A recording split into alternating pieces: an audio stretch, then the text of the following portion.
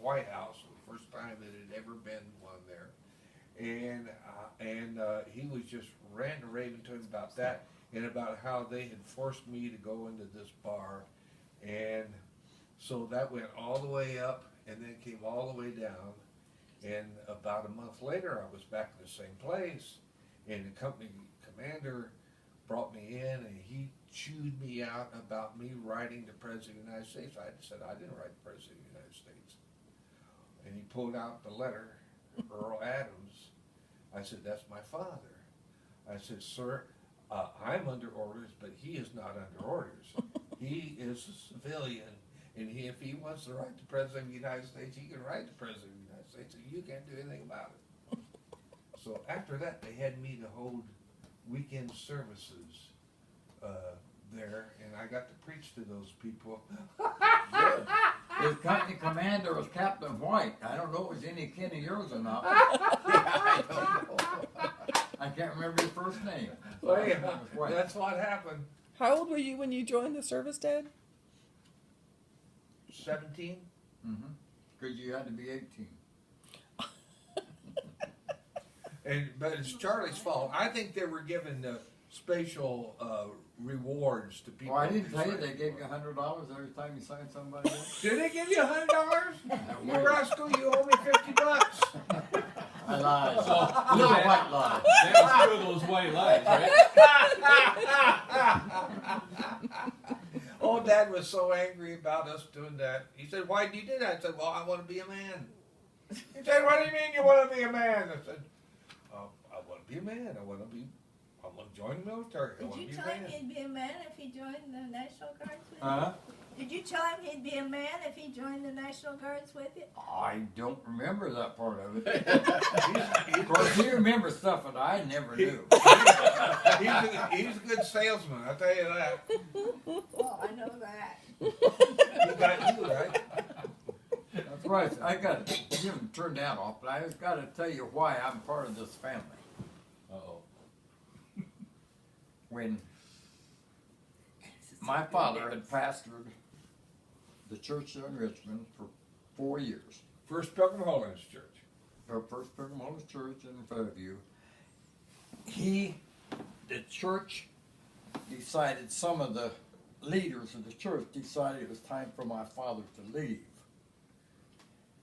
Dad didn't feel like his ministry was through there, but it's up to the church. The Pilgrim Holiness Church voted, membership in present, voted you had to have at least a 2/3 vote to retain your position at that church. Some of them did it every year. Pardon? Some churches did that every year. Yeah, well, it had to be to begin with, and then they stretched that out later, and they changed the rules. But it was every year you had a vote. Well, anyway, that year, he had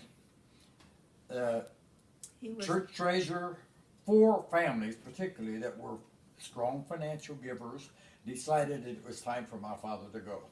Well, so when it came election night, her father, who at Marling's, their dad, who at that time was not active in the church, but he was still a member. So he was a backslider. Pardon? They call them backsliders. They did call them backsliders, yeah, but if you're Catholic, you're just out of grace. But anyway, it works the same way. Anyway, so that night at the election, Earl came into the service right to the end when they were getting ready to cast the ballot. They had to elect the other officers when it was time to vote on the preacher. His vote held it to a 2/3 vote that my father stay.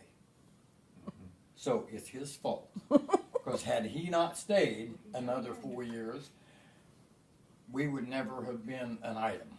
And Earl repented of that. Over and over again. He confessed he did.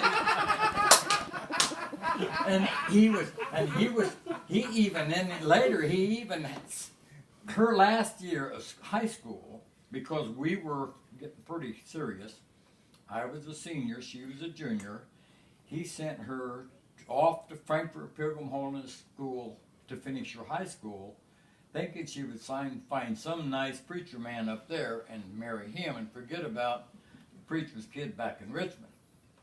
But that didn't happen.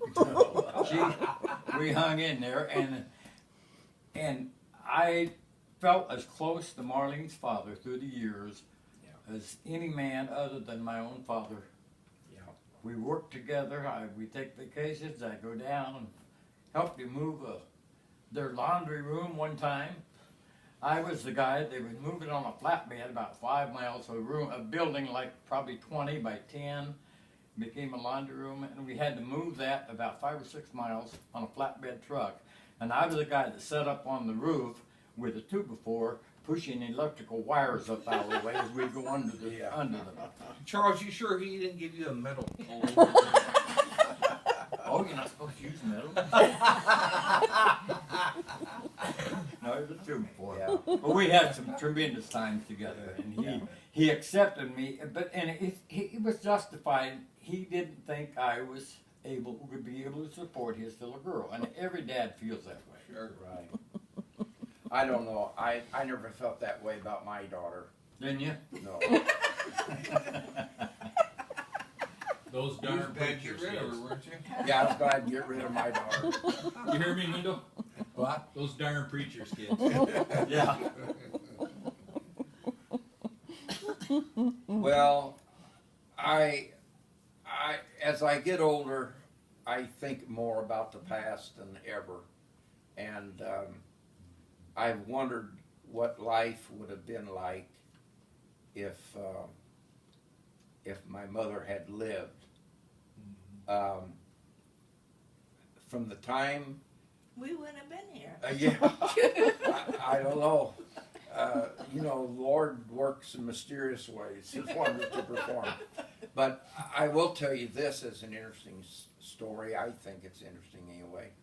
I never had a dream about my mother ever in my lifetime until about 3 years ago, and I dreamed that my Grandma White. I knew her as Grandma White, but her name would have been Courtwright when my mother was born. We were at her apartment place in Richmond, Indiana, and she never lived in this apartment complex, but it's the stone apartments that are up on east off of Main Street, along about 14th Street or somewhere. There's a whole row of stone apartment houses there. And in my dream, I dreamt that Marilyn and I stopped by to see my grandma. And I knew that my mother was lying in bed in the living room. And so I left my grandmother and Marilyn in the kitchen, and I walked back, and I was sitting up kind of high, and Anna was lying on the bed, and she was a beautiful, olive-complected, black-haired young lady, and she was having visitors from the First Pilgrim Holiness Church in Richmond, and they came and they passed by her bed and spoke to her and everything, and walked around, and then when they had all left, I got down off where I was sitting and knelt by their bed and said, Mother, I'm your son, Jim. And then the dream faded. And I can faintly remember she died on South 7th Street in a little house there that Dad and her lived in, and I can faintly remember sitting in a Davenport at the corner of the Davenport, and Reverend Johnson from the Pilgrim Holiness Church that was a pastor when she died there, and the evangelist that was holding revival came to see her, and I can actually remember this, and they laid hands on her and prayed for her, and I'm wondering if she wasn't dying then, but then when they got through praying for her, they turned around and surrounded me and knelt down in front of me and placed her hands on my head and prayed for me. And you know how a little kid will do. I was feeling down in the side of the couch like this, and I can remember my dad saying, "Jimmy, what in the world are you," when they got through praying, he said, "Jimmy, what in the world are you doing?" And I said, "I'm hunting for money." I can remember that. That was his call to ministry. Yeah, I can remember that. And you couldn't have been more than what, 3 or 4? I was 4 years old. With you. I was 4 years old the day she died. And I've often thought that probably was the time that she died. I don't know. Because I was there, Dad was there, and Reverend Johnson was there, and the evangelist was there. I don't know who the evangelist is. But in the papers you gave me, her funeral announcement that was in the Palladium tells that Reverend Johnson was a pastor. Yeah. And I remember that. And I couldn't have been more than 4. All right, let me ask you this one last question of each of you, and we'll to finish this up, at least for this session. Do you know how your parents how they decided to name you the name that they gave you, the first and middle name? Start with Jim. The story behind your name. I don't know for sure. James, I have an uncle, Jim, my dad's younger brother. I have a Jimmy Courtwright, James Courtwright, who was my mother's brother. And I have a great uncle, Jim Hoover, who was my mother's uncle. But I know where the name Albert came from. My middle name is Albert. My mother had a favorite, she referred to him as her uncle, but he wasn't her uncle. He was the brother of my Aunt Idie Courtwright. And he lived at Greenville, Ohio. He was a farmer and was a member of the First Pilgrim Holiness Church at Greenville, Ohio. And his name was Albert Grimm. And she thought so much of him, she named my middle name after him. Marlene, do you know how your name got picked? Marlene, mother used to listen to the soap opera on the radio, Larry Noble's Backstage Wife. Oh, yes. And one of his affairs was with a woman named Marlene. And she thought it was a beautiful name. She didn't like the woman, but she thought the name was beautiful. My second name, Rose, they named me after my great-grandmother, but I was grown when Grandma Adams, who never had much to say, told Dad that her name was Rosa, not Rose.